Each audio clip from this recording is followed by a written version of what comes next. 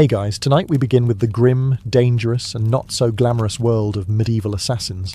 Those shadowy figures who crept through castle halls and darkened alleys to change history with a blade and a whisper. While Hollywood makes them look cool, the truth is, being a medieval assassin seriously sucked. So before you get comfortable, take a moment to like the video and subscribe, but only if you genuinely enjoy what I do here. And let me know in the comments where you're tuning in from and what time it is for you. It's always fascinating to see who's joining us from around the world. Now, dim the lights, maybe turn on a fan for that soft background hum, and let's ease into tonight's journey together. Let's be clear, no one in medieval times woke up and said, "You know what? I'd like to stab a nobleman in the throat for 12 silver coins and the honour of hiding in a barrel for 3 days." Becoming an assassin wasn't a career path. It was more like a last stop on the life went horribly wrong train. Most medieval assassins weren't mysterious loners trained in mountaintop temples. They were desperate peasants, disgraced soldiers, ex-thieves with decent aim, or people so far off society's radar they could kill a man and still not be noticed in the census. If you were well off, you didn't become an assassin. You hired one. If you had a title, land, or even a goat to your name, you were in management. But if you'd just escaped debtor's prison, had a reputation for solving problems, and could sneak into a tavern without being seen, congratulations. Someone, somewhere, was about to slide a coin purse across the table and whisper a name, and that name wasn't a fun one. You weren't asked to take out Bob the Quiet Turnip Farmer. It was usually a corrupt baron, a bishop with too much gold, or someone with 12 bodyguards and a moat. The pay? Tempting. The job? Horrifying. But by the time someone considered it, they had nothing left to lose. No family, no future, and definitely no dental plan. Plus, let's not forget the absolute lack of job perks.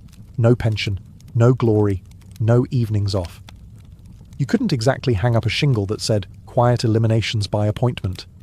You just had to stay quiet, move fast, and never ever tell anyone what you did for a living, especially not loudly over ale at the inn. "Oh yeah, I'm a travelling carpet seller. The stains? Die." So yes, nobody dreamed of being a medieval assassin. They landed there because the world chewed them up and spat them out wearing a hood and holding a rusty dagger. You weren't the hero. You weren't even the villain. You were the footnote that made everyone nervous, and probably didn't live to enjoy the coin. Let's burst the first myth wide open. Medieval assassins didn't train under candlelight in some hidden monastery, with wise mentors and inspirational flute music in the background. There was no montage, no teacher, no pep talk.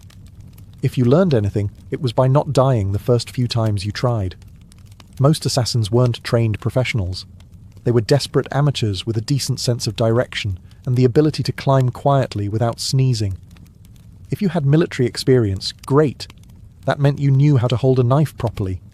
If not, well, stabbing someone is fairly intuitive, but escaping afterward with both kidneys still intact, that takes skill. Or luck. Usually just luck. There were no manuals, no guild orientation meetings, no safety briefings.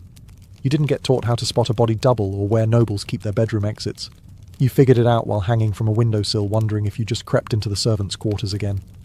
Poison? That was trial and error, with heavy emphasis on error. Sometimes it worked. Sometimes your target just got mildly dizzy and more suspicious of his soup. Sometimes you drank the wrong cup. There was no medieval poison control hotline. Just hope, herbal guesswork, and a strong stomach. Sure, if you were lucky, and I mean lottery lucky, you might have picked up some skills from thieves or mercenaries. Maybe an older assassin showed you how to walk without squeaking on cobblestones. But mentoring wasn't standard. It was rare and short-lived, because assassins don't retire, they disappear. Weapons training? Forget it. You weren't carrying a broadsword. You had a dagger you stole off a guard, maybe a garrote if you were feeling fancy, and whatever else fit under your cloak without jingling. So no, you weren't some shadowy martial arts master. You were a guy with calloused hands, quiet footsteps, and a deeply unhealthy relationship with alleyways. Success didn't come from training. It came from survival. You learned how to kill by doing it. Quickly, sloppily, then vanishing before anyone could sketch your face and tack it to a church door. In short, your education was brutal, practical, and offered zero graduation ceremonies. Just bruises, bloodstains, and the creeping realization that you were very much on your own. Let's talk about why you became an assassin in the first place. Coin. Cold, heavy, jangly, deliciously spendable coin. The promise of it is what got you into this. But the reality? You got paid in lies. When someone hires an assassin, they don't want a long-term relationship.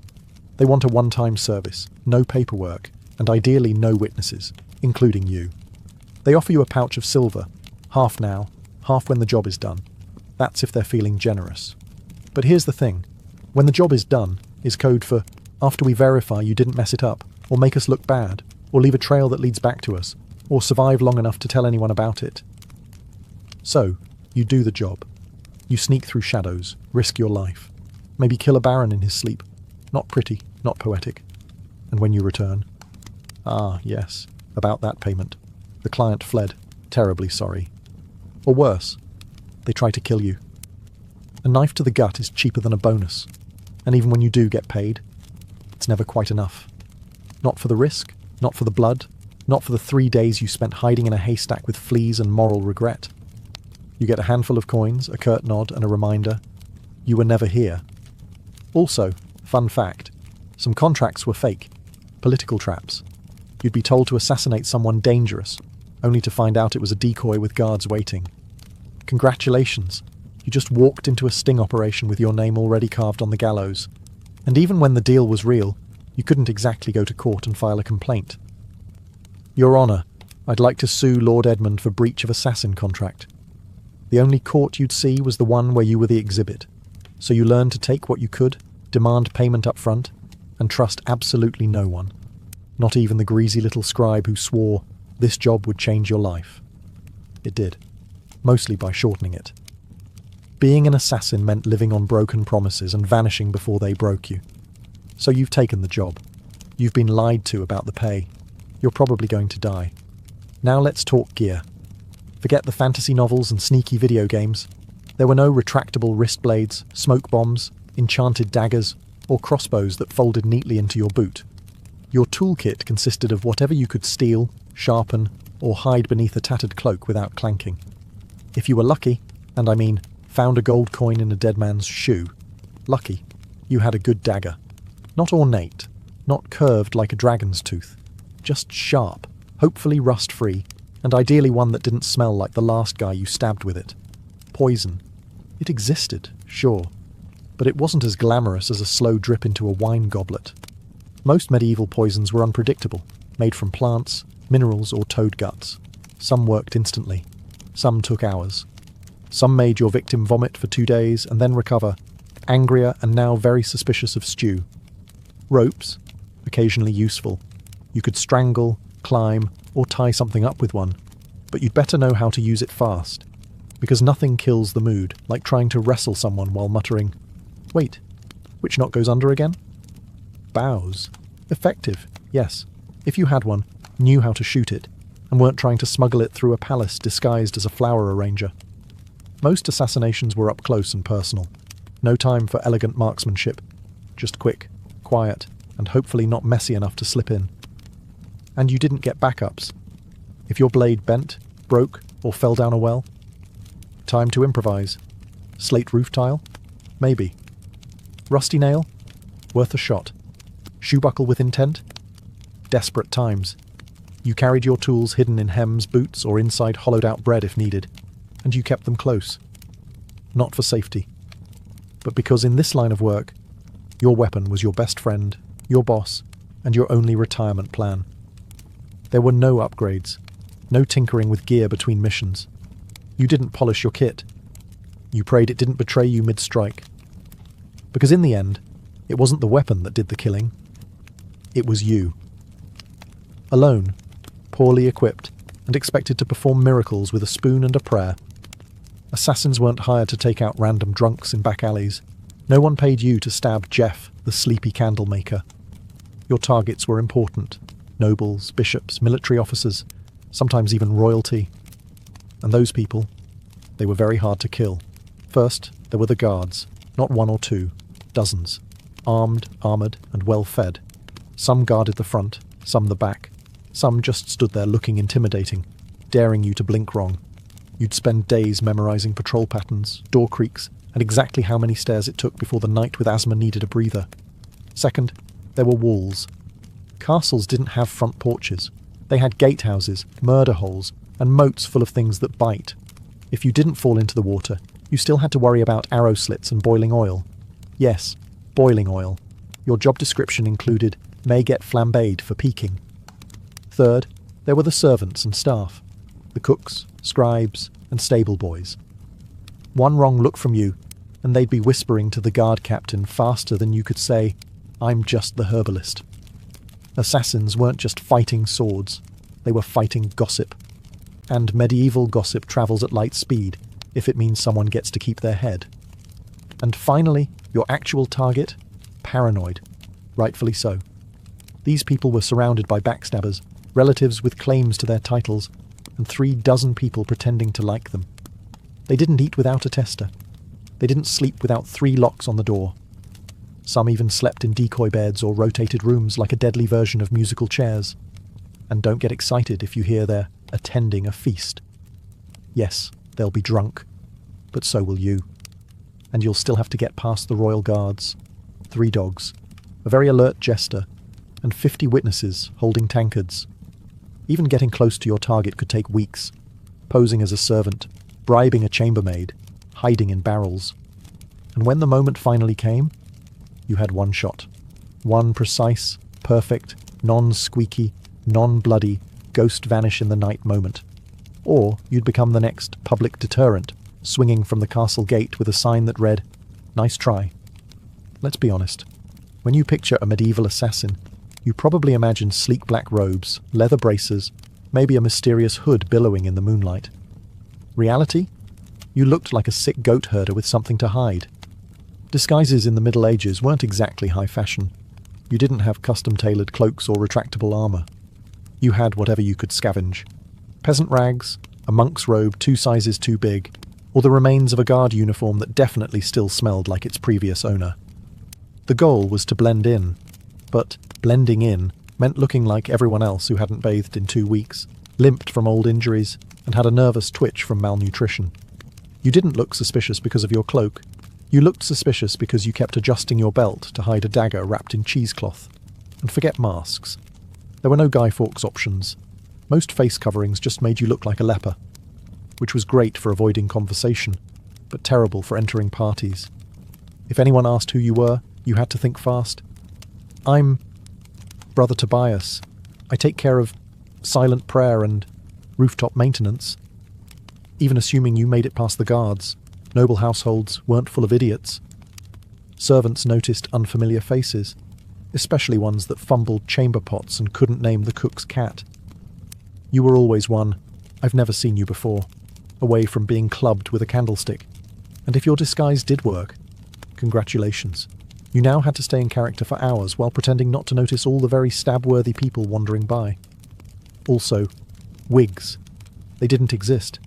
If you needed to look older or younger, you were stuck smearing dirt on your face, squinting, and hoping no one got close enough to notice that your beard was glued on with honey. The truth was, your disguise didn't protect you. It gave you maybe 5 minutes of confusion.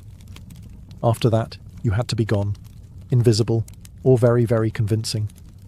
And if anyone saw through it, well, let's just say no one wants to be the assassin caught in the bishop's laundry room, wearing a nun's habit and holding a sword. Especially not on a feast day. In medieval times, if you were an assassin, you didn't have a team. You didn't have a sidekick with a crossbow, a clever alchemist in a secret lair, or a handler who gave you coded scrolls and warm encouragement. You had you, a rusty dagger, and crippling trust issues.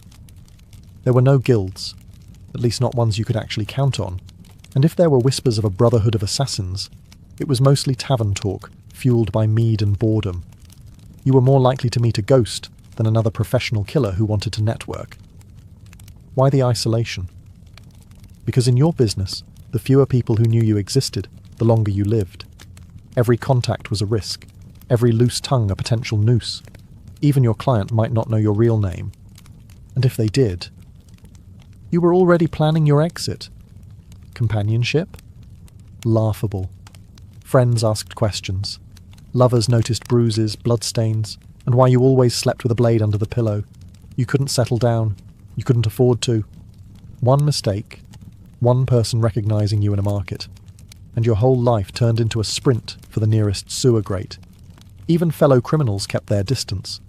Thieves and smugglers were sociable. You? You were that guy who makes people disappear. They feared you, or worse, saw you as a walking liability. No one wanted to share stew with someone whose occupation could attract a mob with torches. And don't expect sympathy. You couldn't tell anyone how hard it was to sleep after silently strangling a corrupt bishop. If you talked about your job, people assumed you were either lying or dangerous, and they weren't wrong. So you kept your secrets, your scars, and your weapons to yourself. At inns, you sat in the darkest corner, back to the wall, eyes always scanning the door. You never drank too much. You never stayed more than a night. You didn't say your name unless someone paid you first. And even then, it probably wasn't your real one. Being a medieval assassin meant perfecting the art of vanishing. Not just in a crowd, but from every life you never got to have. Let's say you took the job. You planned your route, you bribed the right doorman, you disguised yourself as a very convincing chimney sweep. And then, you froze. Maybe the target turned around unexpectedly. Maybe they were with their child. Maybe you got the shakes at the worst possible moment and your knife hand trembled like a terrified squirrel. Guess what? You're now dead. Because failure, for a medieval assassin, wasn't a slap on the wrist or a bad performance review. It was a public, painful, and wildly theatrical death, often involving ropes, fire, wheels, or sharp iron devices with names like the Bonecracker's Delight. Missing the kill meant blowing the whole operation. Your target lived, and immediately told everyone that someone tried to murder them. Suddenly you weren't a shadow. You were a wanted man with a detailed description, and probably a crude sketch tacked to every tavern wall within 30 miles. And those guards you once snuck past? Now they're motivated. Sometimes it wasn't even your target you had to worry about. It was your client. If you failed, you were no longer an asset. You were a liability. Someone who could be tortured, interrogated, or worse, talk. The very people who paid you would be the first to put out a second contract, on you, and there were no second chances. No. Sorry, the blade slipped. I'll try again tomorrow. You had one shot, one moment in time, and if you blew it, the best you could hope for was to die quickly before anyone found out who hired you. Failure also meant shame, the silent, humiliating kind. You didn't just fail to kill, you failed to be invisible, to be perfect. And for assassins, perfection was survival. Anything less? Might as well paint a target on your back and start practicing your final word speech. It didn't matter how many jobs you'd done before. No one cared that you succeeded 12 times. Because in this profession, you're only as good as your last kill. And if your last kill didn't happen, you'd better start running. So you did it. The plan worked. The dagger struck true. No screams, no guards, just a clean drop to the floor and a very important person who now wasn't. Congratulations. Now run for your life. Because being a successful assassin in medieval times didn't mean sipping wine on a rooftop while the city burns behind you. It meant fleeing through back alleys with someone's blood on your boots and a dog already sniffing your trail. There was no victory lap, no post-job drink with colleagues, no casual debrief with your client. You didn't even get a moment to admire your work. The moment your blade struck, your new job became escaping everyone who now wants to murder you in increasingly creative ways. Guards, coming, doors, locked, horses, tied up on the other side of town. You, probably bleeding. You had to plan your exit before the kill. Routes, disguises, fallback safe houses. Maybe a boatman who owed you a favour, or at least didn't ask questions. Because the city would go on lockdown within minutes. No one wanted a scandal. And lockdown meant closed gates, armed checkpoints, and a dozen angry men with swords who all just received your rough sketch and the phrase, maybe armed and extremely stabby. And let's talk about the client. Assuming they actually planned to pay you, they weren't going to meet you at a cosy tavern with a smile and a thank you card. They'd probably vanish too, because an assassin who just completed a job is the most dangerous person alive. You knew too much. You'd proven you could get into places others couldn't. So even when you succeeded, you walked away with coin in one hand and a giant target on your back. And what did you win? A week of sleeping in haylofts, bribing ferry captains, shaving your beard in the dark, and pretending your name was Brother Lucian as you tried to blend in with monks heading east. Because success didn't mean survival. It meant starting the whole game over, in a new city, under a new name, with even more people looking for you this time. So yes, you made the kill. Now, run like hell. If being a medieval assassin wasn't already miserable enough, poor, hunted, and sleeping in places that smelled like goat, you also had to deal with the wonderfully creative paranoia of the people around you. Because in the Middle Ages, assassins weren't just feared, they were considered cursed. To the average peasant, you weren't just a killer in a hood. You were some unholy creature who whispered to demons and smeared frog guts on your blade under a full moon. Why else would you be able to sneak past guards and vanish in the dark? Logic wasn't exactly popular back then. But superstition? Oh, that was everywhere. Some believed assassins could shapeshift. Others claimed you were invisible unless bathed in holy water. One popular tale suggested assassins made pacts with forest spirits and could breathe death through walls. Imagine walking through a village and hearing a woman mutter, "Don't make eye contact, he might hex the baby." Even your tools were suspect.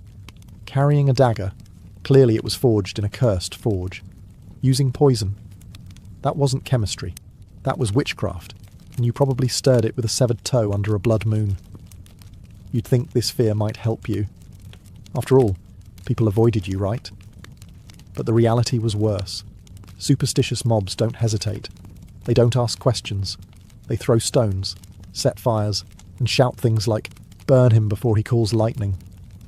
Your reputation made people overreact. The second someone died unexpectedly, illness, accident, choking on a chicken bone, someone would whisper, maybe it was a shadow man. Maybe it was him. You could be hunted just for existing in the same village as a suspicious death. That meant you had to keep moving. Always. Stay too long, and suddenly a priest is ringing a bell while 5 angry farmers hold pitchforks like they've been waiting for this moment their entire lives. And heaven help you if you were caught with anything remotely weird. Dried herbs, strange coins, or even a foreign accent. That's all it took for someone to shout "sorcerer" and light a torch. In a world that believed monsters wore human faces, being too quiet, too clever, or too fast made you a threat. And in medieval logic, threats had to die, quickly, and preferably on fire. Poison, the assassin's weapon of elegance. A quiet kill, no mess, no screaming, no steel on bone, just a sip, a stagger, a sigh. And done. That's the theory. In practice, poisoning someone in the Middle Ages was like trying to win a bar fight with herbal tea and a bad attitude. First off, poisons weren't reliable. You didn't have access to purified cyanide or a neat little pill labelled fast-acting doom. You had plants, mushrooms, minerals, maybe the occasional toad. You had to gather, grind and pray. And even then, it might just give the target a stomachache and a renewed commitment to his anti-assassin guard team. There was no scientific measurement. You didn't dose precisely. You eyeballed it. A pinch too little, and the noble just vomits and cancels dinner. A pinch too much, and you die from exposure before the first course is served. Also, medieval kitchens were chaotic. You couldn't just waltz in and season the soup with nightshade. You had to bribe or impersonate a cook, sneak in while no one was watching, or, worst of all, try to poison a meal that would go through 3 tasters and a dog. Yes, a dog. And if your victim was a noble, they didn't just eat food. They treated it like a military operation. Meals were tasted, blessed, and sniffed by everyone from the steward to the jester. By the time the food hit their plate, it had passed through more security than a royal wedding. Even assuming you did it, you slipped in the poison, it wasn't detected, and the target actually ate it. The next part was wildly unpredictable. Some poisons took hours. Some took days. One minute your mark is laughing at a joke, the next he's clutching his stomach and demanding to see his astrologer. And if they survived, guess who they'd blame? Not the cook, not the taster. You, the quiet man with the herbal knowledge and twitchy eyes. So poisoning wasn't efficient. It was risky, slow, and full of variables, none of them in your favour. And if you were caught, you didn't get a quick death. You got interrogated, with tools, until you confessed to poisoning everyone from the Duke to the dog. You'd think that if you successfully changed the course of history by removing a tyrant, sabotaging a royal bloodline, or silencing a political threat, someone would remember your name. Nope. You were an assassin. That meant your name was never meant to be remembered. At best, you were a rumour. Some hooded figure, a foreigner with cold eyes, or the quiet man who never finished his ale. You might have pulled off the most legendary hit of the century, and still ended up as a mysterious death in the official record. In fact, that was the point. Your client didn't want a story. They wanted plausible deniability. The fewer people who knew who did it, the safer they were, and the less likely they were to end up poisoned by their own assassin. So your name was buried the moment the job was done, if you even used a real one. You didn't sign your work. You didn't brag. You didn't keep trophies. You didn't exist outside the moment of the kill. And if someone did know your name, that was a loose end. And in your profession, loose ends had a very short shelf life. And forget about honour. There were no medals for silence. No stone monuments for the man who stopped a war with one dagger in the night. If a noble wanted a statue, they commissioned one for themselves. You got a wooden box, an unmarked grave, or if things went really badly, a head on a spike labelled traitor. Sometimes your name was known only so it could be cursed. You'd become a whispered warning. Don't cross the king. Remember what happened to Lord Ulrich? Yes. And the man who did it? Gone. Like a ghost. That was your legacy. Not fame. Not fear. Just absence. You weren't supposed to leave a mark. You were supposed to vanish. And if you stuck around long enough to be known, that was a fatal mistake.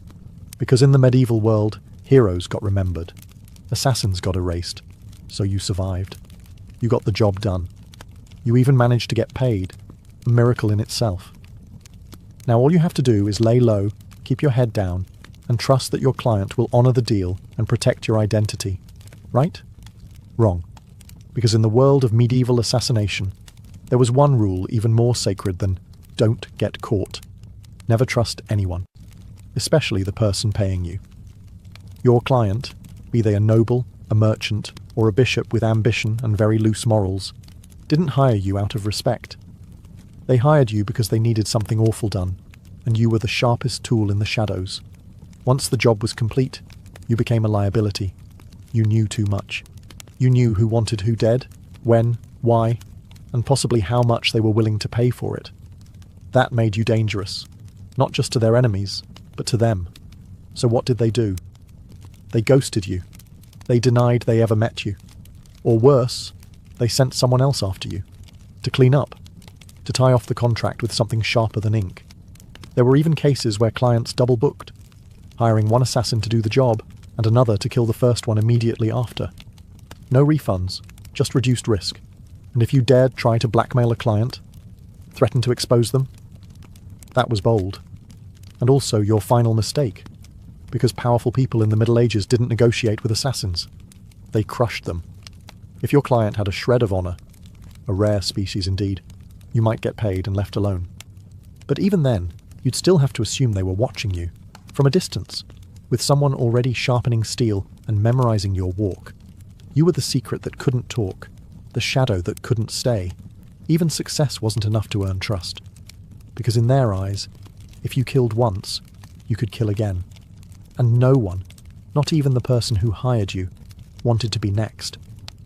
Let's say, somehow, you beat the odds. You survived the kills, the lies, the poisonings, the betrayals. You outlived your enemies, your employers, and probably your own sense of morality. Now what? You retire? Absolutely not. Because in medieval times, assassins didn't get retirement plans. There were no farewell banquets, no quiet cottages by the sea, no pensions paid in gold coins and grateful whispers. You didn't fade into a peaceful life. You vanished, or you died. Often both. The problem was simple. You were never safe. Even if you walked away from the job, your past didn't. You had too many secrets in your head, too many names in your memory, and too much blood on your hands. People didn't want you retired. They wanted you forgotten, which usually meant buried. And even if no one came after you, and that's a big if, you had to live with the constant fear that someone might. That a new assassin, young and eager to prove himself, had just received a contract for a shadowy figure who, Used to be someone dangerous, so you changed your name. Again. You moved to a village where no one asked questions. You faked a limp, sold herbs, pretended you once worked as a guard. But even then, you didn't sleep well. You avoided crowds. You always sat facing the door. You kept your dagger under the floorboard, next to the pouch of coins you never touched, because it still smelled like the man you earned it from. And you couldn't trust yourself either. Years of silent killings and quick escapes did something to your brain. Every knock on the door made you flinch. Every stranger on the road might recognize you. You stopped dreaming. Because dreaming was dangerous. You couldn't love. You couldn't relax. You couldn't laugh too loud. You lived like a ghost pretending to be a man. The truth was, there was no endgame for a medieval assassin. Just a slow, cold fade into obscurity, always moving, always watching, until one day you slipped into the dark and no one noticed. And maybe that was the best you could hope for. By now you've probably figured it out. Being a medieval assassin wasn't darkly romantic. It wasn't noble. It wasn't even all that profitable. It was a grim, thankless, short-lived career, wrapped in blood-stained linen and followed by a crowd of people who wanted you dead. You wouldn't last. Not a week. Maybe not even a day. Because you'd start with the wrong assumptions. That you'd be sleek, in control, a whisper in the dark. But what you'd really be is cold, hungry, and one bad guess away from the noose. You'd slip into town, cloak pulled tight, ready for action, only to discover that your target moved locations, the guards are drunk but trigger-happy, and the stable boy you paid for information just sold you out for a mug of ale and a piece of bread. You'd freeze at the wrong time, stab the wrong guy, get spotted by someone's maid who once saw your face near the chapel, and suddenly you're not a shadow, you're the problem. Then what? You run. But you're not used to medieval terrain. The mud, the uneven cobblestones, the absolutely insane number of loose chickens in the street. You slip, fall, get tackled by a guard named Thomas, who just got dumped and is looking for an outlet. And let's say you survive that. Then you deal with the aftermath. No allies, no honour, and no future. Just whispers, suspicion, and the growing realisation that even if you succeed, the best you can hope for is to die old and alone, hiding behind a false name in a village that still believes in fairies. So no, you wouldn't last. And frankly, you shouldn't try. Because the assassin's life wasn't cool. It was a cruel machine that chewed people up and spat out nothing but shadows. It offered power without peace, and purpose without a place in the world. You didn't make history. You erased yourself from it. And the only thing waiting for you at the end was silence. A silence no one would question. Because no one even remembered you were there in the first place. Before she was the feared Queen of Macedonia, Olympias was known as Myrtale, a Molossian princess from the rugged tribal lands of Epirus. Her people claimed descent from Achilles himself, and whether or not the blood of heroes truly ran in her veins, one thing was certain. This was not a woman born for the sidelines of history. From a young age, Myrtle was steeped in mystery and ritual. Her upbringing was shaped not just by politics, but by prophecy, ecstatic rites, and a reverence for the ancient gods. She wasn't the type of princess who smiled and embroidered tapestries. No, she was drawn to serpents, omens, and the frenzied ceremonies of the cult of Dionysus, where women danced barefoot in the moonlight and called upon the divine in states of trance. Her connection to the gods wasn't performative, it was personal. She didn't merely worship, she embodied. According to ancient sources, likely written by men both terrified and enthralled, she kept sacred snakes in her chambers and even allowed them to coil beside her in bed. Whether this was a literal fact or the kind of slander that powerful women attract like flies, we'll never know. But it stuck. To her allies, it made her divine. To her enemies, it made her dangerous. Her real power began not in a battlefield or throne room, but in the uneasy flicker of torchlight, among the whispers of priestesses and the curling bodies of serpents. She wasn't just a princess. She was a living oracle. A woman touched by something older than politics and colder than steel. So when Philip II of Macedon, brutal, brilliant, and famously horny, arrived at the island of Samothrace for a religious initiation, he didn't just meet a beautiful princess. He met a mystery he couldn't resist. Their marriage wasn't just a political alliance. It was a collision of prophecy and power. And from the very beginning, it was full of omens. Some said lightning struck the sky on their wedding night. Others claimed Olympias dreamed of a thunderbolt entering her womb. All of it would become legend. But one thing is certain. The union of Olympias and Philip didn't just create a child. It created Alexander the Great. And she intended to shape his destiny from the very first breath. Olympia's marriage to Philip II was not the fairy tale one might expect for a queen who would one day birth an empire. From the beginning, it was a combustible mix of prophecy, pride, and paranoia. Philip, ruthless, charismatic, and already collecting wives like trophies, married Olympias around 357 BCE. She was likely just a teenager, but she wasn't naive. She saw in Philip a man whose ambition matched her own, and perhaps even a divine match for her spiritual destiny. Macedon wasn't exactly an easy kingdom to walk into. It was a land of iron and ambition, where kings were killed by cousins and brothers, turned into rivals overnight. But Olympias, the priestess of Epirus, walked in with her head held high and eyes already on the crown. Their marriage was rocky from the start. Philip, for all his political genius, was not built for monogamy. He would go on to marry multiple women, often for alliances, always for power. But Olympias wasn't one to sit quietly in the shadows. She held her own court, maintained her own alliances, and was known to turn to oracles and rites to divine her future, and perhaps Philip's fate. Then came the birth of Alexander. Even that was wrapped in celestial drama. Legends say Olympias dreamed that a thunderbolt struck her womb, and that flames danced around her child without burning him. Philip reportedly had a vision of sealing his wife's womb with a lion. Yes, a literal lion. Whether they believed these visions or invented them, they certainly acted as if Alexander was destined to rule not just a kingdom, but the world. But even as the child was celebrated, cracks in the royal marriage deepened.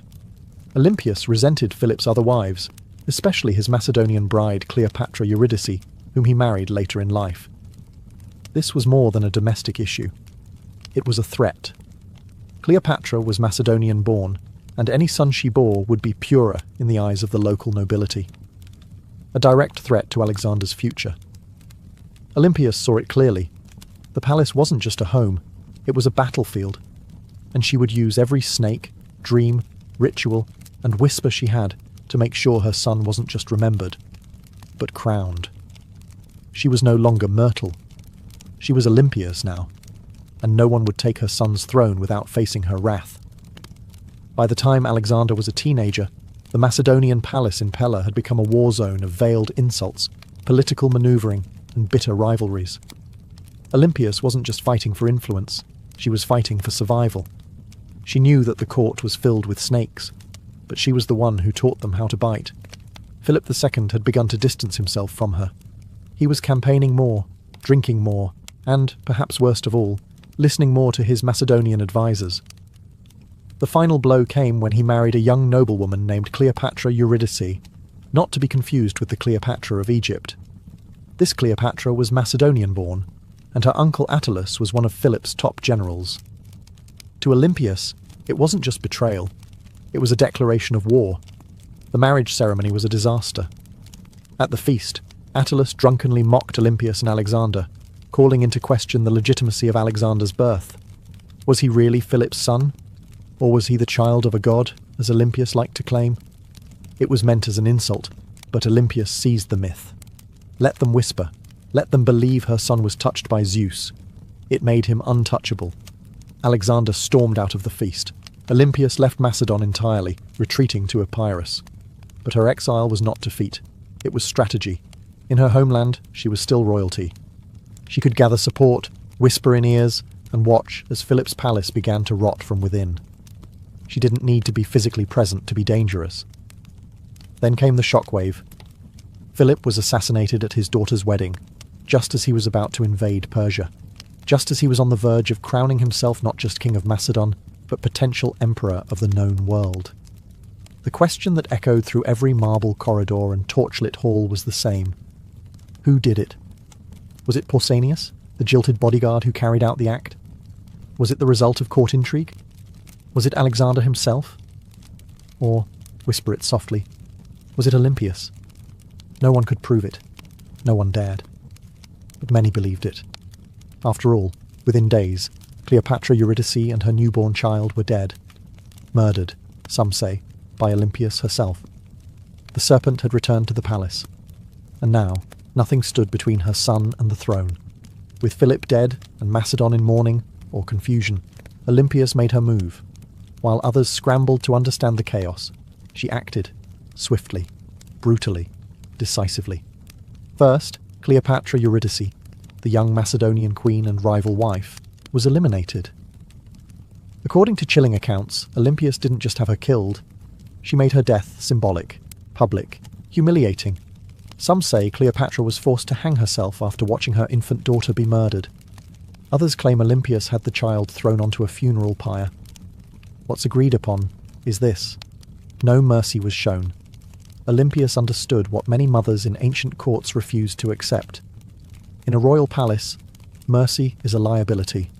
A rival child, no matter how small, is a future war, and Olympias was done playing defence. With Cleopatra and her bloodline erased, she could turn her attention to securing Alexander's throne. Her teenage son, bold, brilliant, already trained by Aristotle, was declared king without serious opposition. But don't be fooled, it wasn't just his charisma or his father's legacy that made it possible. It was Olympias. She knew which generals to threaten, which nobles to flatter, and which enemies to quietly remove. She wasn't just protecting her son's rise, she was engineering it. Alexander himself didn't always approve. He reportedly disapproved of the violence against Cleopatra's family. But he also didn't stop it, because deep down, he knew what Olympias had always known. Power demands blood. And in Macedon, bloodlines were both a blessing and a curse. With her son now king, Olympias began to recede slightly from public life. But this was no retirement. She simply shifted from open strikes to whispered influence. As Alexander prepared to launch his conquest of Persia, she remained behind, not as a passive queen mother, but as the spiritual guardian of his destiny. She sent him sacred relics, consulted oracles, and performed rituals on his behalf. To Olympias, her son's mission wasn't just military, it was divine. Alexander wasn't going to war, he was fulfilling prophecy. And as long as she drew breath, no rival, Macedonian, Persian or otherwise, would derail that divine plan. She had crowned her son. She had cleansed the palace. Now she would guard his empire. From behind the curtain, with teeth bared. As Alexander marched east to conquer the known world, Olympias remained behind in Macedon, a queen without a throne, but not without power. Her official title was Queen Mother, but make no mistake, she ruled in all but name. Though regency was technically handed to Antipater, one of Alexander's trusted generals, Olympias refused to be sidelined. She wrote letters to her son constantly, advising, warning, sometimes chastising him. These weren't the sweet letters of a doting mother. They were political briefings, laced with oracles and venom. And Alexander, thousands of miles away, read every word. She reminded him who his true enemies were. She questioned the loyalty of his companions. She criticized his fascination with Persian customs, his choice of wives, and his flirtation with calling himself a god. No one else dared say these things to him. But Olympias was never afraid to speak as a mother, or a priestess of divine will. Back in Macedon, Antipater grew increasingly resentful. Olympias undermined him at every turn. She used her status, her religious authority, and her family ties to stir opposition against him. She had influence in Epirus, in Thessaly, and among the aristocracy. She could spread rumours like wildfire, and with Olympias, a whisper could be deadlier than a sword. Meanwhile, her letters to Alexander became more urgent. She warned him of Antipater's ambition, painting him as a second Philip, ready to betray and usurp. Whether she truly believed it or simply feared losing her grip, she kept pressing her son to act. Alexander, however, hesitated. He needed Antipater to keep order in Greece while he fought in Asia. And so, the rift between mother and general widened. Olympias watched. She waited. But beneath her religious robes and maternal concern, she was growing impatient. She hadn't endured years of palace warfare to be ruled over by an old soldier. As Alexander's empire stretched from the Aegean to India, Olympius saw cracks forming. He was taking on too much, trusting too many foreign advisors, and drifting away from the mother and the gods that made him. She believed his victories came from divine favour, and from her, and if he forgot that, well, Olympius knew how to remind kings who they really were, even if that king was her own son. When news of Alexander's death in Babylon reached Macedon in 323 BCE, it didn't arrive like a trumpet, it arrived like a dagger. For Olympius, it wasn't just the loss of a son. It was the collapse of a world she had spent decades building. Her boy, the divine storm she had prophesied, raised, unleashed, was gone. And he'd left behind no clear heir, no single successor, only chaos. The mighty empire he carved out was already fracturing. Generals, his so-called successors, were already dividing it up like jackals around a corpse. Antipater still held power in Macedon and Greece, and he had no love for Olympius. Worse, her daughter Cleopatra, Alexander's sister, was being courted by rival generals for marriage, each one hoping to use her bloodline as a claim to the throne. Olympius saw what was coming. Civil war wasn't a possibility. It was inevitable. And once again she would have to act. But she no longer had Alexander. What she had instead was his bloodline. His young son, Alexander IV, born to Roxana, the Bactrian princess Alexander had married. Roxana, still in Macedon, was vulnerable. The boy was even more so. Olympius recognized that the infant was now the last true piece of her son's legacy, and that made him a target. But it also made him a weapon.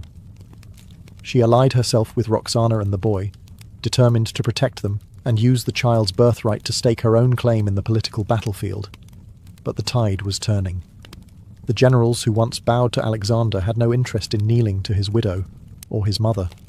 They had armies now, ambitions and grudges. Olympius didn't flinch. She'd faced snakes, traitors and kings. A few warlords with crowns and stolen spears wouldn't scare her. So she plotted. She waited. She watched as Antipater died and was replaced by his son Cassander, a man with ice in his veins and no tolerance for the old queen's games.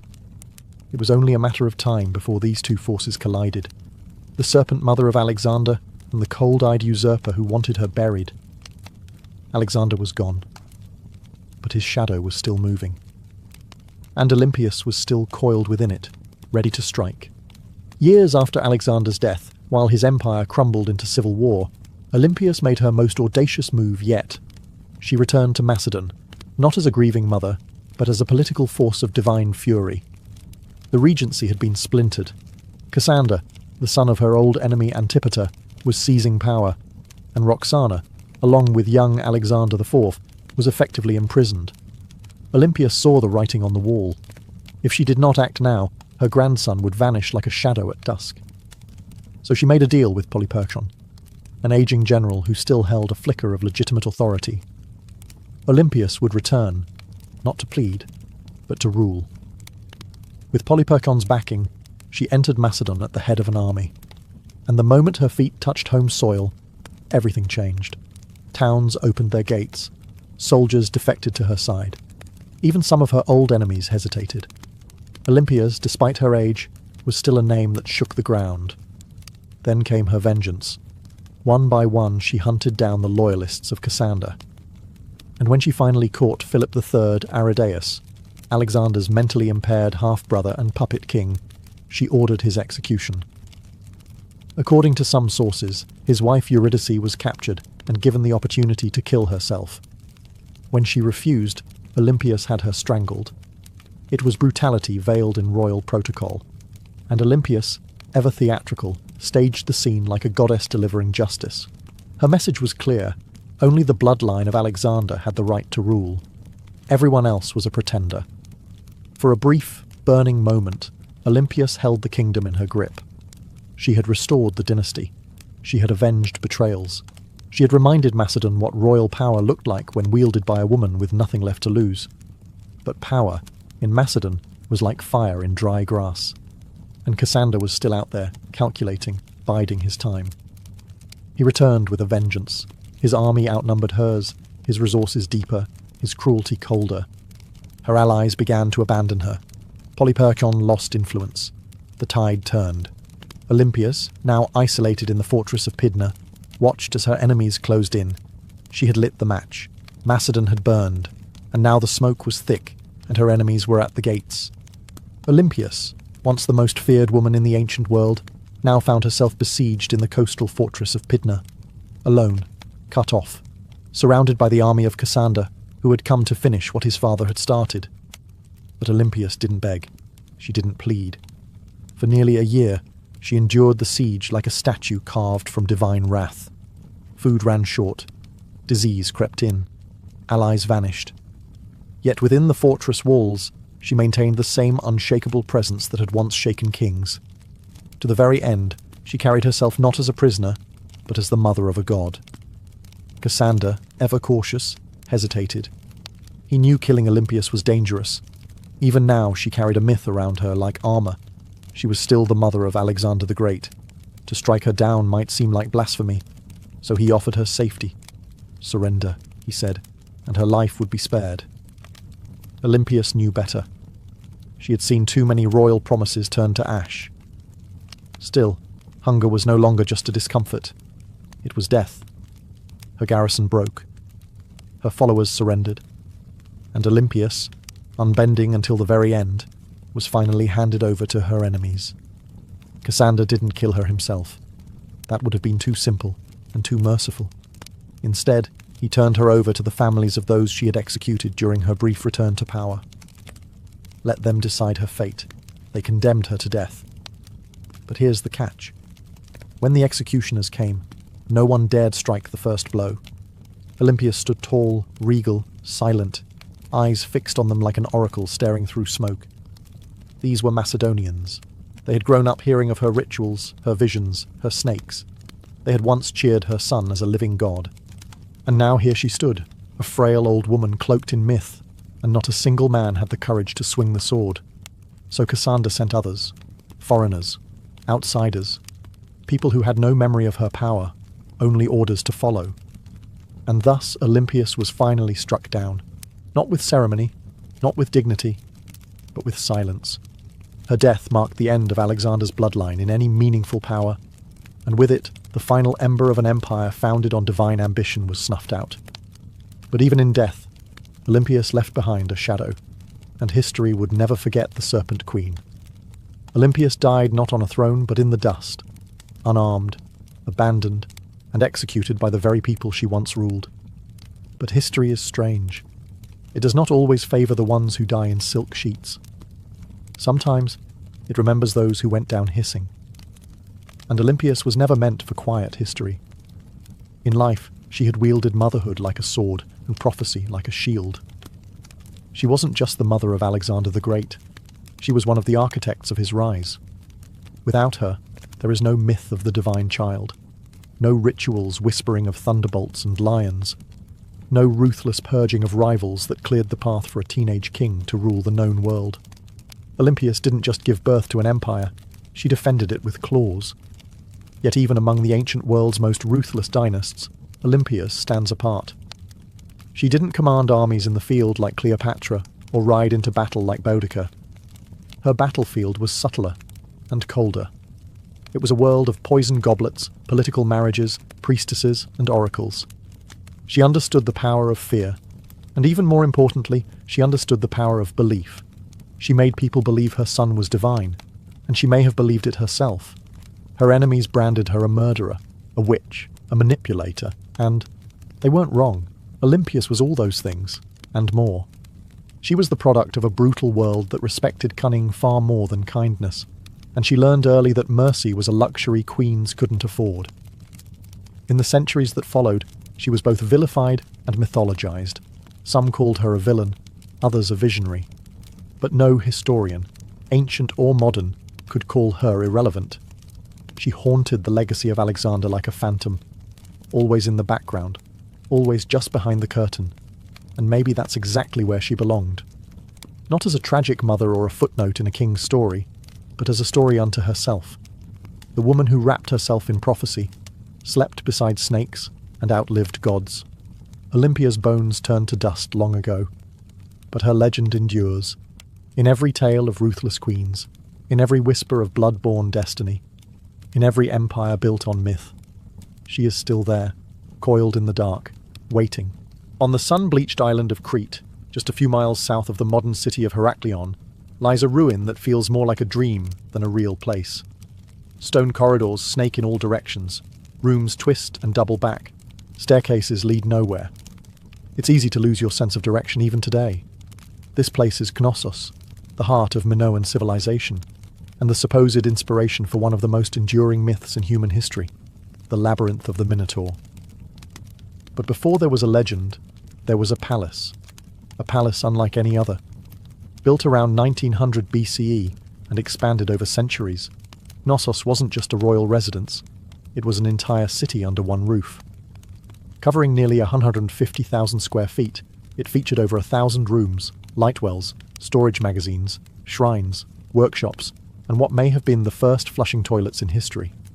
It had running water, multi-story apartments, and an intricate system of air circulation. This wasn't a primitive fortress, it was an architectural masterpiece. To modern archaeologists, Knossos looks like organized chaos. To ancient visitors, it probably felt like magic. The man who brought Knossos into modern awareness was British archaeologist Arthur Evans. In the early 1900s, Evans excavated the site and quickly became convinced that this was the origin of the Greek labyrinth myth. The layout was disorienting, the architecture deeply symbolic, and everywhere he turned, he found motifs of bulls, painted on walls, carved into stone, or sculpted into tiny golden charms. The bull, after all, was sacred to the Minoans. Evans even went so far as to name the civilization after the mythic king Minos. Whether Minos was real or not, his legend became inseparable from the ruins. But here's the twist. No one's found a literal labyrinth. No underground maze, no prison chambers, no half-man monster. What we have instead is something far more mysterious. A city designed in loops, wings and layers, deliberately difficult to navigate. And the deeper you go, the more the lines between history and mythology blur. So the question remains, was the Minotaur born from these walls, or was the palace itself the monster? Knossos may not give up its answers easily, but it's very good at making us ask the right questions. The myth is as famous as the ruin. A monstrous half-man, half-bull, trapped in a labyrinth so complex that no one who entered ever found their way out. Only Theseus, the Athenian hero, managed to kill the beast and escape, thanks to a ball of thread and the cunning of Princess Ariadne. But where did this story come from, and why a labyrinth? The earliest versions of the myth speak of King Minos, the powerful ruler of Crete, who demanded tribute from Athens in the form of 7 boys and 7 girls each year. These unfortunate souls were fed to the Minotaur, a creature born from divine punishment and shame. The Minotaur, locked in an underground maze, symbolized the dark underbelly of power, something savage hidden behind grandeur. To ancient Greeks, Crete had long been a land of wealth, mystery, and fear. Its seafaring people, the Minoans, were seen as both elegant and alien. Their rituals involved bull leaping, their artwork depicted strange gods, and their palaces were unlike anything on the mainland. To a visiting Greek from 1000 BCE, Knossos might have felt like another world. The bull itself was sacred in Minoan culture. Frescoes show young men and women vaulting over charging bulls in ritual displays. Horns of consecration, stylized bull horns, appear on rooftops and altars. Combine this with a palace that feels like a maze, and the ingredients for a legend begin to stir. But what if the Minotaur wasn't just a monster? What if it was a metaphor? Some scholars believe the tale reflects a memory of Cretan dominance over the Aegean, a time when Athens truly did pay tribute to a stronger, stranger power. The labyrinth could symbolize the political entrapment of weaker states, and the Minotaur, the raw, terrifying force behind Minoan rule.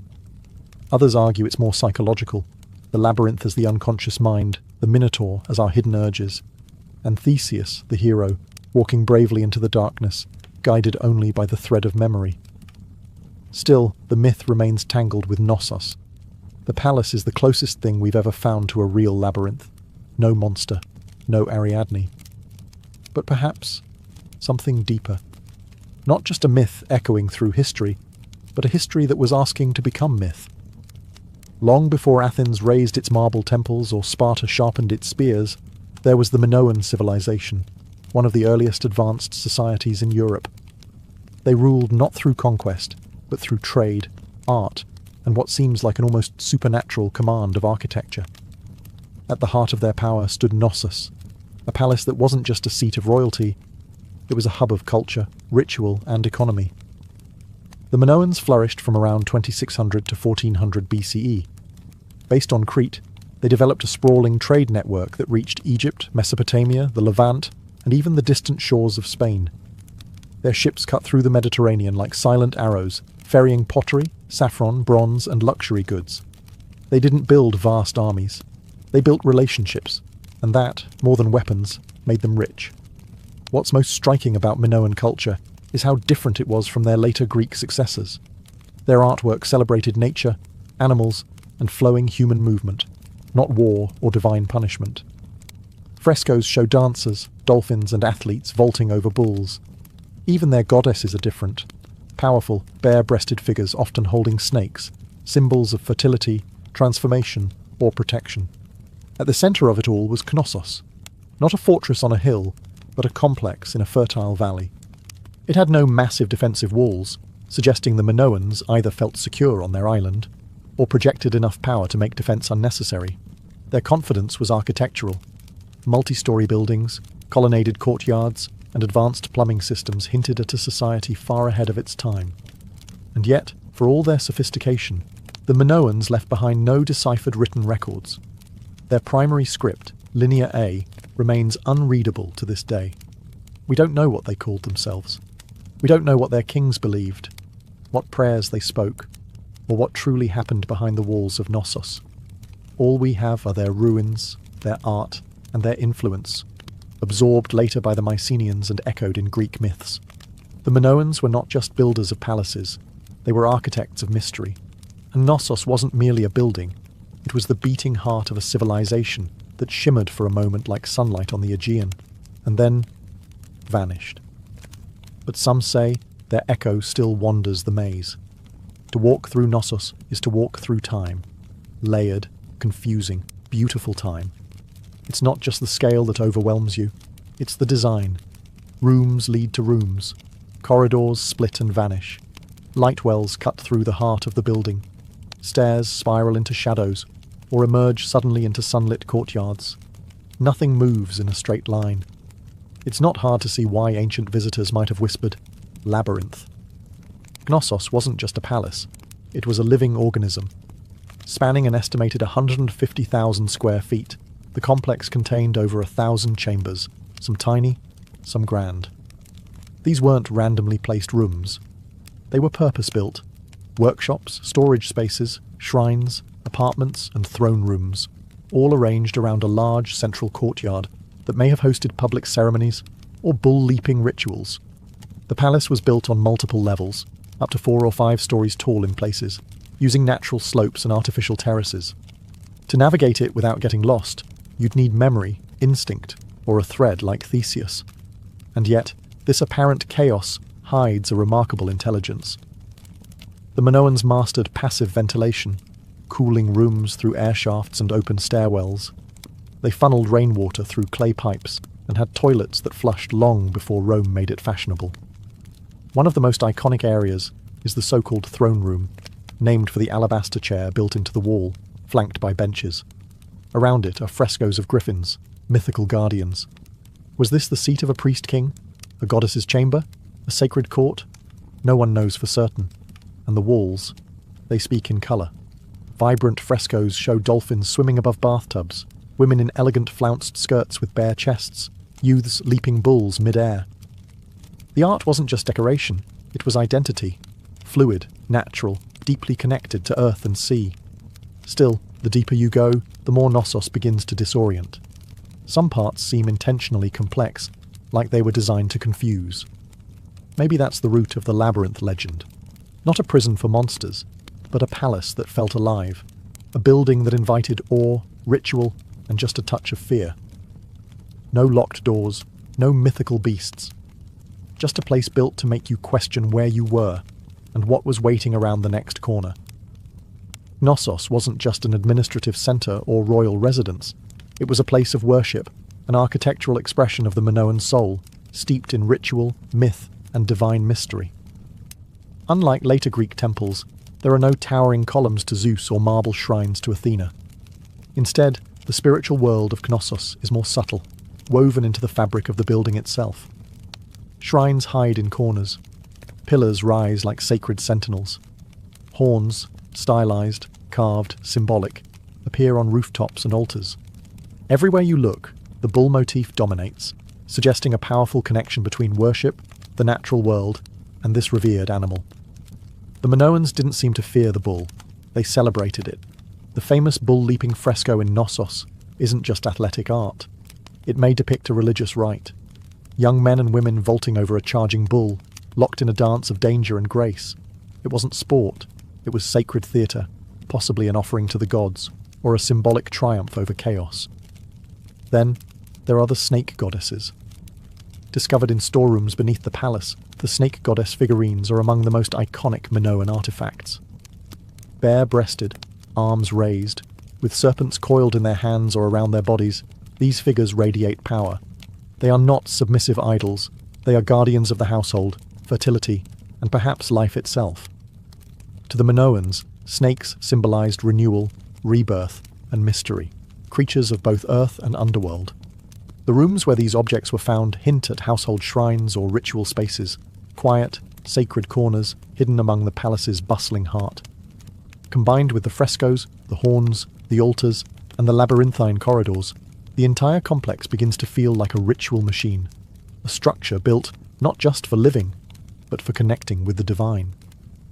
There is no centralized temple at Knossos because the palace itself was a temple. Its layout, art, and design were all part of a spiritual worldview where boundaries between sacred and secular didn't exist. This was a place where myth was architecture, where a corridor could become a passage to the gods, and where every echo in the stone chambers may have once been a whispered prayer. Knossos didn't just house people, it housed gods. For centuries, Knossos stood as a beacon of prosperity, innovation, and cultural sophistication. But then, something happened. Something sudden. Something no one can fully explain. By around 1400 BCE, the palace was abandoned, the frescoes left to fade, and the Minoan civilization that once ruled the seas had vanished like mist over the Aegean. So, what happened? Theories abound. Some point to nature. Around 1600 BCE, the volcanic island of Thera, modern-day Santorini, erupted in one of the largest explosions in human history. The blast was so massive it likely caused tsunamis that battered Crete's northern coast, devastating ports and farmland. Ash clouds may have blocked the sun, choking crops and disrupting the climate.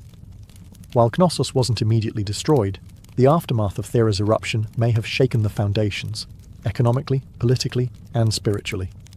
Others looked to war.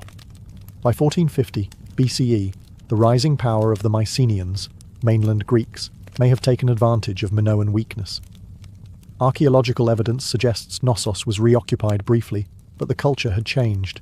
The art became more martial.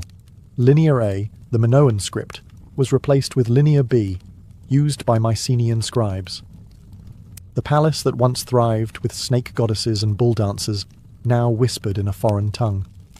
Some scholars believe the Mycenaeans didn't invade in a single conquest, but gradually absorbed the island, first through trade, then influence, and finally, rule.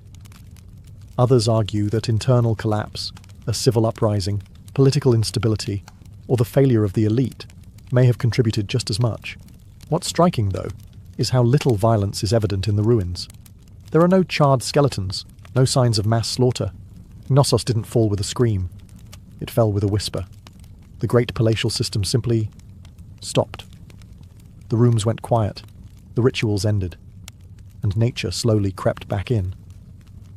By the time Homer sang of Crete in his epics, Knossos was already ancient myth, a memory tangled in stories of kings, monsters, and labyrinths.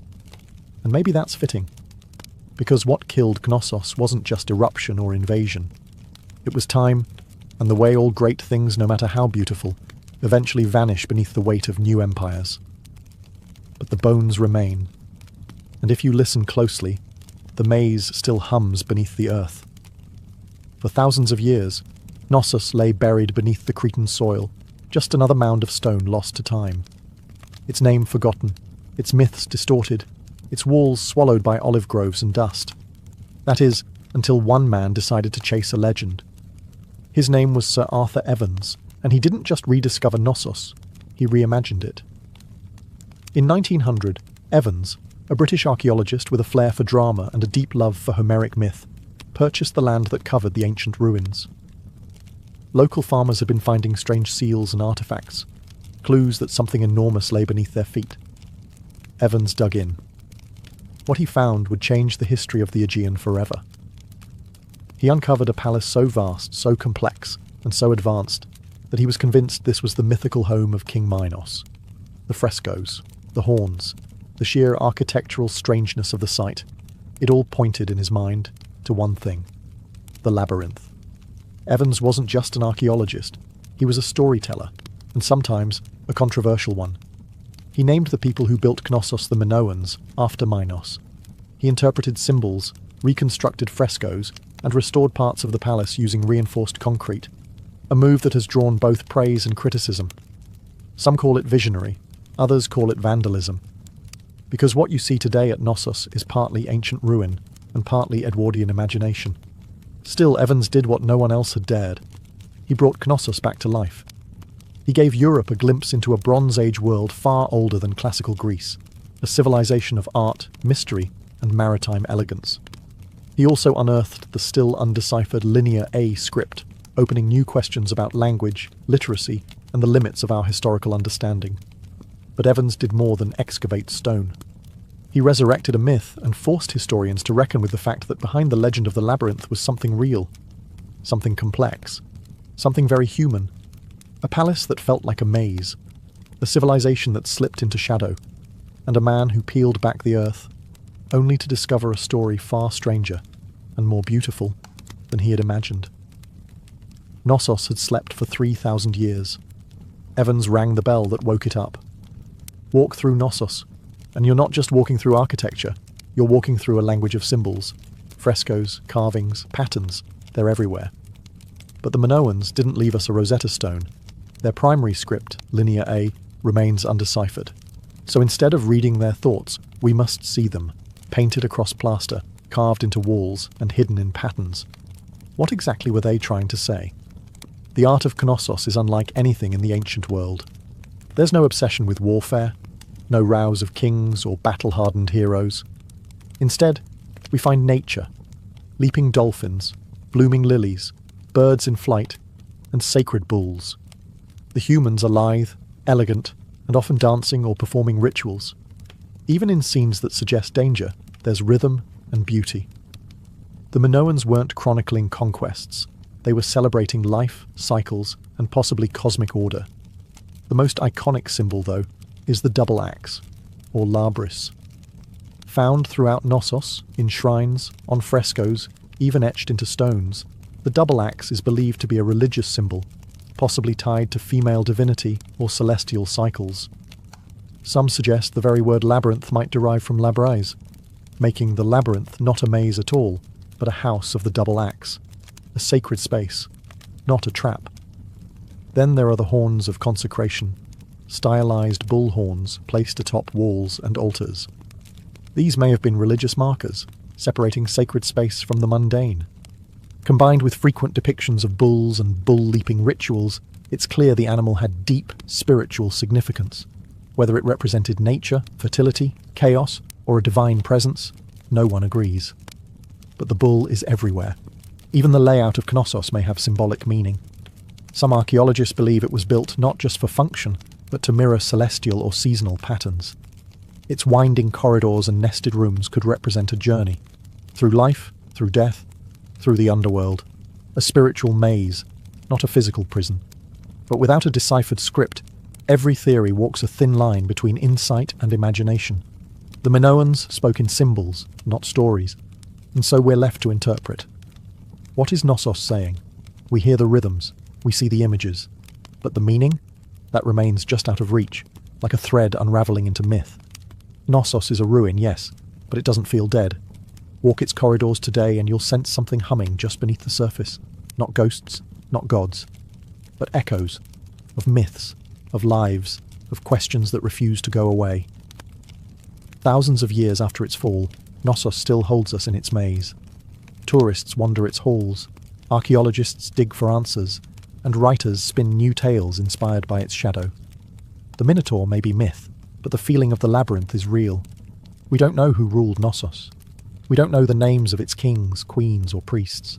We don't know the prayers they whispered, or the laws they lived by, but we know they loved beauty. We know they worshipped nature.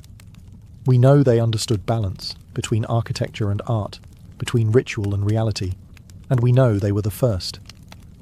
Before the Parthenon, before Rome, before the Hebrew temples or the Persian palaces, there was Knossos, a palace that was also a city that was also a temple that may have also been a story, because perhaps that's what the labyrinth really is, not a prison, not a puzzle, but a narrative carved in stone, a myth in architectural form.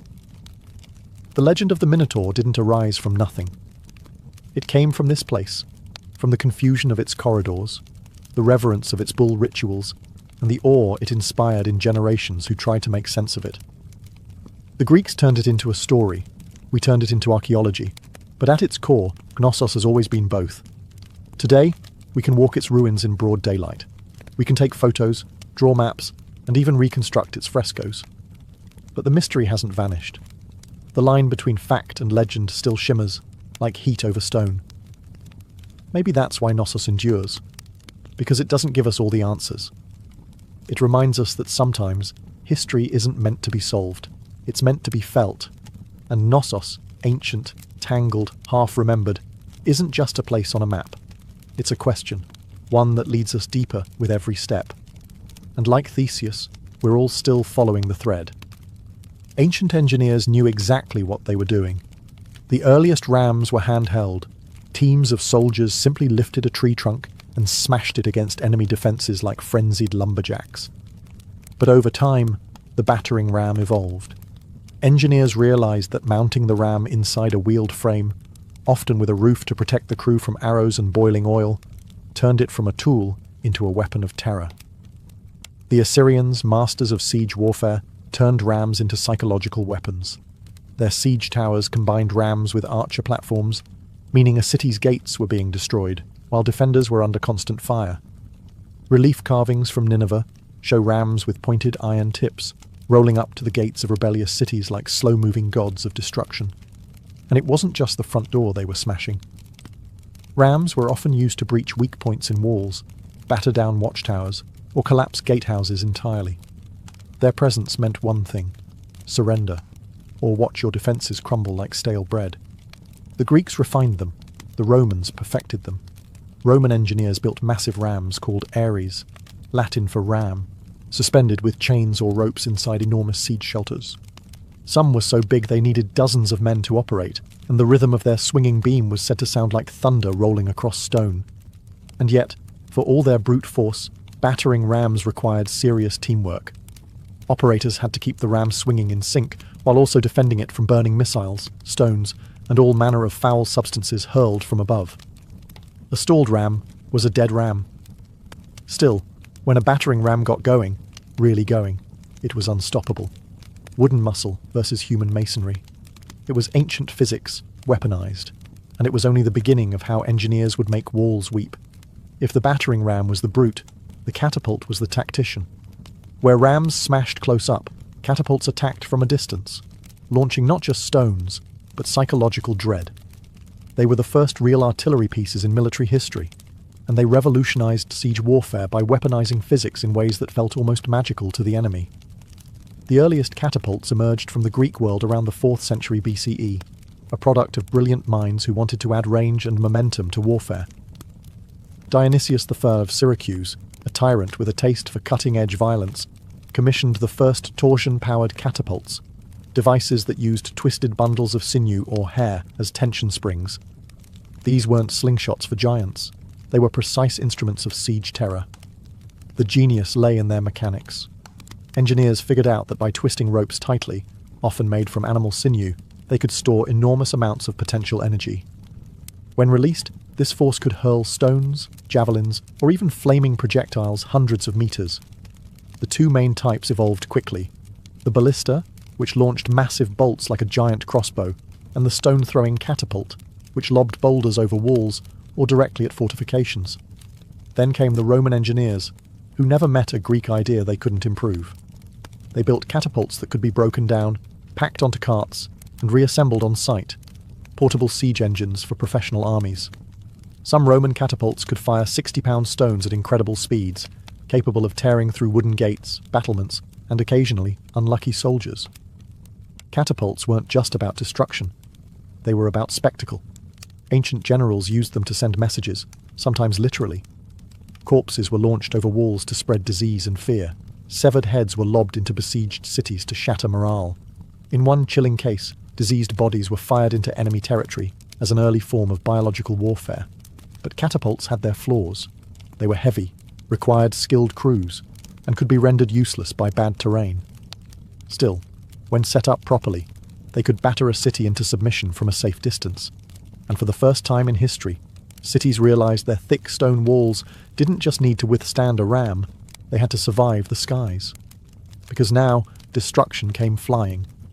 If the catapult was clever, the trebuchet was majestic. Towering, creaking, and terrifying, it was the undisputed king of medieval siege warfare. When one appeared on the battlefield, it wasn't just a weapon, it was a statement. It said, "Your walls mean nothing." Unlike its tension-powered cousins, the trebuchet relied on gravity. At its core was a simple principle: a long swinging arm mounted on a sturdy frame, with a heavy counterweight on one end and a sling on the other. Raise the weight, let it drop, and the arm would whip around, flinging the sling and its deadly payload in a high arc over enemy defences. It was controlled destruction, precise, predictable, and devastating. The origin of the trebuchet can be traced back to earlier traction models used by the Chinese as early as the 4th century BCE, where manpower replaced counterweights. But the counterweight trebuchet, the version that would rewrite siege warfare in Europe and the Islamic world, emerged in the 12th century, possibly through Byzantine or Muslim intermediaries. Once Europe got its hands on the design, it spread like wildfire through castles and crusades. The power was astonishing. A well-built trebuchet could launch 300-pound projectiles over 300 meters. Stones the size of furniture would crash into towers, pulverize walls, or crater enemy morale. But the real magic was in the arc. Unlike catapults, trebuchets could hurl projectiles over walls with finesse. This meant they weren't just smashing defences. They were hitting courtyards, barracks, and supply depots inside. And it wasn't just stones. Trebuchets hurled everything: diseased animals, burning pitch, pots of lime to blind defenders, even messages, or insults, wrapped around rocks. One legendary account from the siege of Stirling Castle in Scotland tells of Warwolf, a trebuchet so massive that the enemy surrendered before it was even fired. The king refused to accept the surrender, just so he could test the machine. But for all its destructive glory, the trebuchet wasn't fast. It took hours to build, minutes to reload, and demanded skilled engineers. Still, no other siege weapon combined range, force, and psychological horror quite like it. It was the medieval version of a slow-motion hammer from the heavens. And when that counterweight dropped, cities held their breath. While catapults launched from afar and battering rams smashed the gates, siege towers took a more personal approach. They rolled right up to the enemy's front door and dropped off armed invaders. Imagine a wooden skyscraper on wheels, covered in wet hides to prevent fire, bristling with archers and spearmen. That was the siege tower, the ancient equivalent of an armoured personnel carrier and a mobile fortress in one.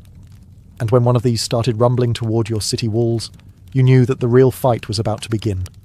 Siege towers weren't subtle. They were big, bold, and terrifyingly effective when used properly. The Assyrians may have been among the first to deploy them in the 9th century BCE, but it was the Greeks, and especially the Hellenistic kingdoms, that took the design to theatrical extremes. During the siege of Rhodes in 305 BCE, the Macedonian general Demetrius built a 9-story tower called the Helepolis, or Taker of Cities. It was over 100 feet tall, equipped with catapults, covered in iron plates, and moved by thousands of soldiers. It also broke under its own weight. but the ambition, unmatched. The logic behind siege towers was simple. Walls only work if you can't get over them. Siege towers eliminated that advantage by creating an elevated platform from which attackers could descend onto the battlements, bypassing gates and scaling ladders. From the top deck, archers could rain death down onto defenders, while troops on the lower levels prepared to board. But these towers weren't invincible. They were slow, vulnerable to mud, and prime targets for defenders with fire arrows, rolling boulders, or even sabotaged terrain. Smart defenders would dig ditches, flood moats, or build secondary inner walls, known as counterscarp defences, just to stop a tower's approach. Still, when they worked spectacularly. A breach in the wall was one thing, but having your own ramparts suddenly crowded with enemy soldiers, that was chaos.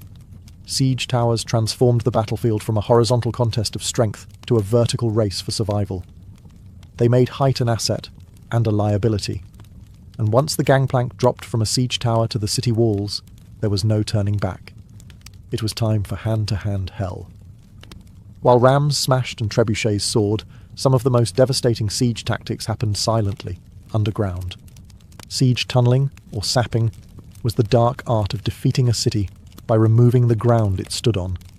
Literally. The idea was ancient and horrifyingly effective. Dig beneath the enemy's wall, prop it up with wooden supports, then set those supports on fire. When the timbers burned away, the tunnel collapsed, taking the foundation of the wall with it. One moment, your city stood strong.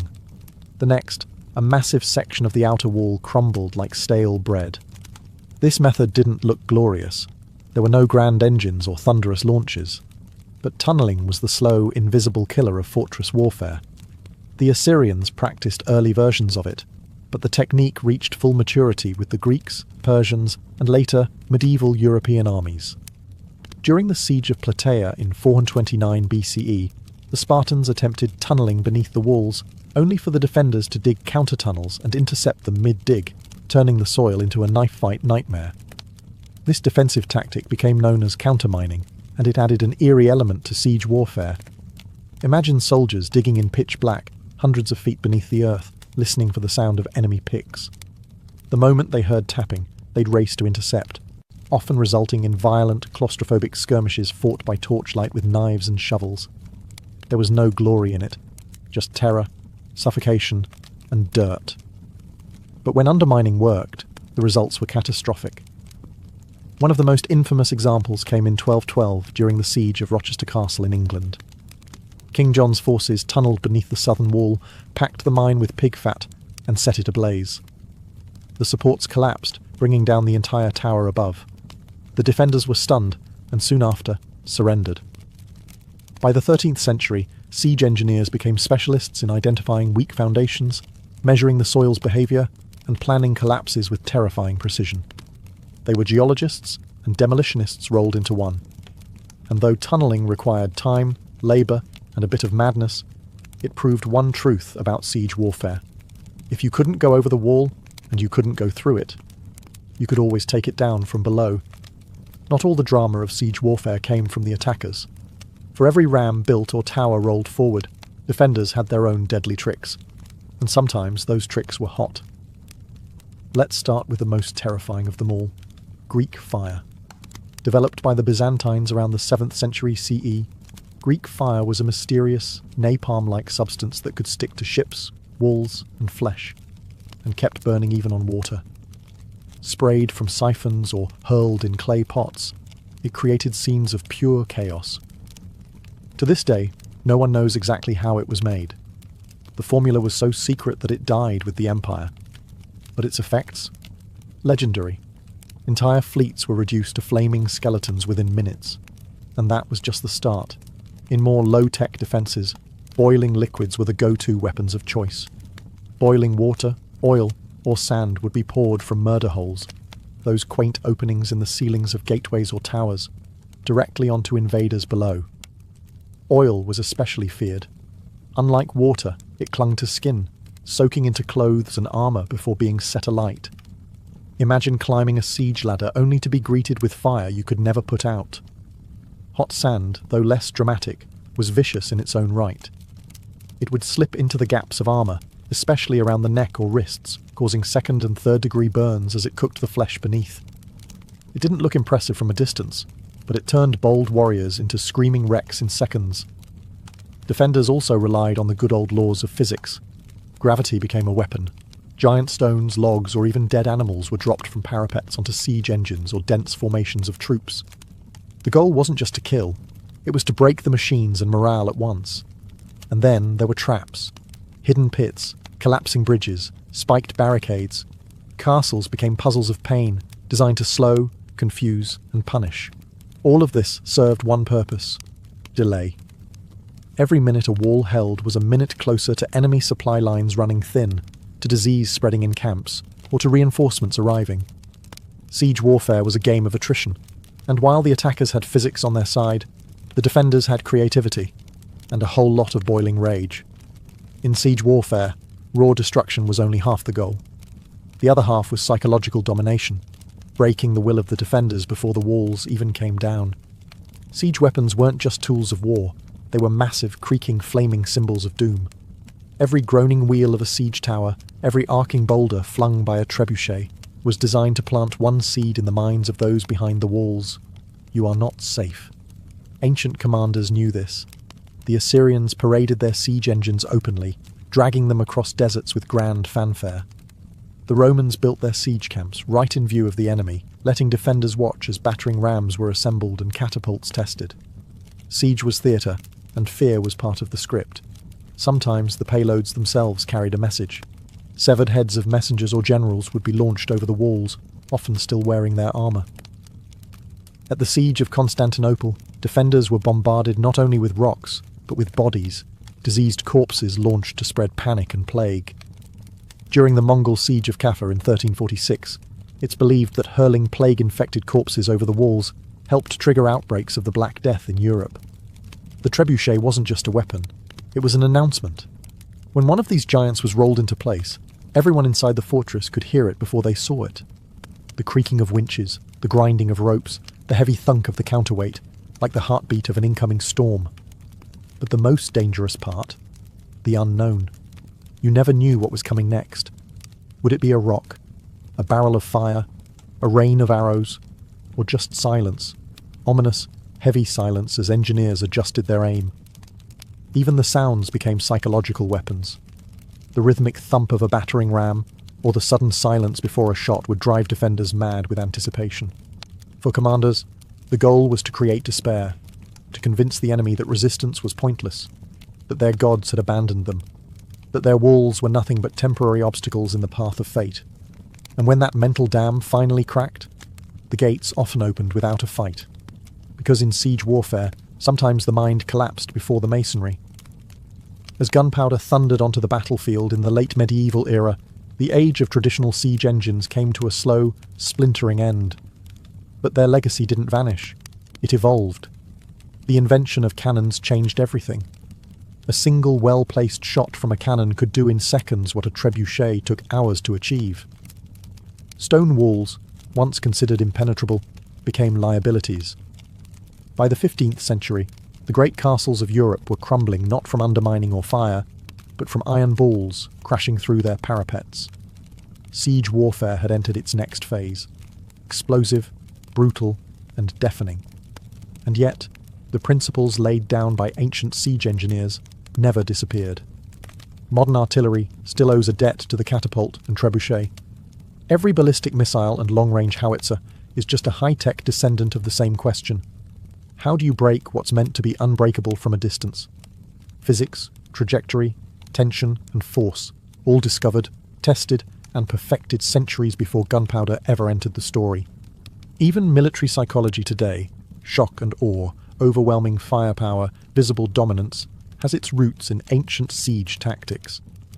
Those towering siege engines, rolling forward with flags snapping in the wind, were the original shock and awe.